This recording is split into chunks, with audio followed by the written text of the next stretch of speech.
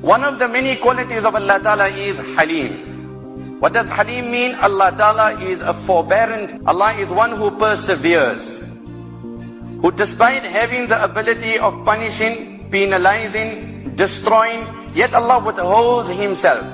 Allah does not react emotionally to situations. And Allah's quality of tolerance and forbearance knows no limits. Allah's tolerance, Allah's forbearance allowed the statements of Nadar ibn Harith that, O Muhammad sallallahu alaihi wasallam, if you claim to be the true prophet, we are openly violating what you say, as you have warned us that Allah is capable of sending down the sky to collapse on us. We now challenge you, do it and show it to us. So throughout the times and the ages, Allah Ta'ala gave such grace. When Allah gave this grace, man foolishly interpreted the grace as if Allah condoned the wrong he did. Well, we're doing what we're doing. I don't see any change in my life. I see no tragedies. I see no catastrophes. I see no setback. I doubt that the Almighty has a problem with what I do. The Yahud used to come and greet Nabi alayhi salam, and they never used to say Assalamu alayk. They used to say Assalamu alayk. May death come upon you, O Muhammad. In ambiguity of speech, not very explicit, using vague language, but of course Allah revealed their ulterior motives. Then they used to go on and say, if he was a true prophet, the Almighty would have punished us for invoking curses upon him. We repeatedly curse him, yet no tragedy comes upon us. I guess he's not a prophet. Why doesn't Allah punish us for what we do? They said, if Allah had a problem with what we did, He would have prevented us. Why hasn't He divinely stopped us? Allah Himself says, oh man, you are doing such wrong, but I also have certain visitors, and because of those visitors, I'm not destroying you. Who are the visitors of Allah? Listen, humanity in its entirety.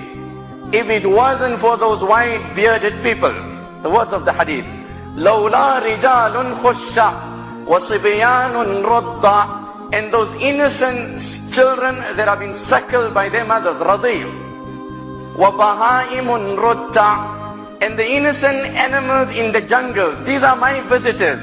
If it wasn't for these categories, لَصُبَّ عَلَيْكُمُ الْعَذَابُ صُبَّ, never mind one tsunami, I would have poured my azab on you every moment of yours. These are my visitors, and because of them I have withheld my azab. But your every action justifies and provokes my anger. There is none that is more tolerant and more forbearant than Allah.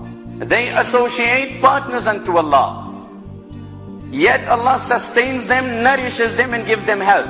Maulana Muhammad Umar Sahib rahimahumullah nawwar Allahu marqadahu used to say, never mind when an earthquake takes place, that the earth is in Allah's control. It's not that the earth is out of Allah's control. He says, never mind humans, only that amount of ants will die in that earthquake, how much Allah has decided and decreed.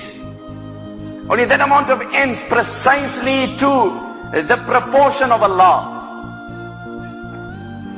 So Allah sends about these situations. I was in Canada when the tsunami took place, and the next day I was hopping onto a flight to Amsterdam. So I took the paper as is routine and I just browsed through. I read an article, I guess it featured across the globe, and it took the front page of every newspaper, an article, and there was a woman whose words were reflected, and these were the words that she said, God, we did you nothing, why did you do this to us? Wal-'iyadu billah. We did you nothing, why did you do this to us? The calm oceans, the passive water, the wonderful breeze, the smooth ripples of the water. And when the order of Allah came, when the fire will emerge from the oceans, when that innocent child who was buried alive, in present day terminology, who was aborted, will be given life. What was the crime you committed that your parents mercilessly killed you? Allah speaks about what will happen to this water, how rough it will become. Yet when you're enveloped by a storm in the center of the ocean, and death surrounds you, and crisis around you, then you abandon all your false deities and you turn to one Allah alone.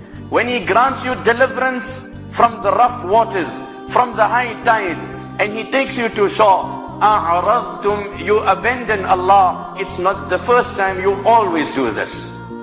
One brother said, now when I was in Cape Town, he says, I went for my holiday and I was at the ocean, and when this thing happened, I realized it, and from that day onwards, I caught my ears, I will never go back to the waters. Do you think you're only in His control when you're in the water? Don't you know this land also belongs to Him? This land also belongs to Him. If this is what the water can do, the land can do the same. It's His command. Or He can return you back into the water and bring back the same crisis upon you. So occasionally Allah Rabbul Izzat sends these situations to revive man, to awaken man.